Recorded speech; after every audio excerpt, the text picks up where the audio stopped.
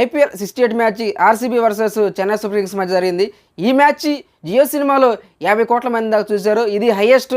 ఇంతవరకు ఏ మ్యాచ్ కూడా ఏ సీజన్లో కూడా ఇంత వ్యూవర్షిప్ అనేది చూడలేదు. ఎందుకంటే ఈ సీజన్ తోటి ధోని రిటైర్మెంట్ ప్రకటిస్తారు. అదే ఆర్సీబీ ప్లే ఆఫ్ మ్యాచ్లు దీంతో ముడిపడి ఉన్నాయి. అందుకని ఈ మ్యాచ్కి బాగా వ్యూవర్షిప్ అనేది వచ్చింది. ఎందుకంటే ఈ రెండు టీమ్స్కి ఫ్యాన్ బేస్ అనేది ఎక్కువ ఉంటుంది.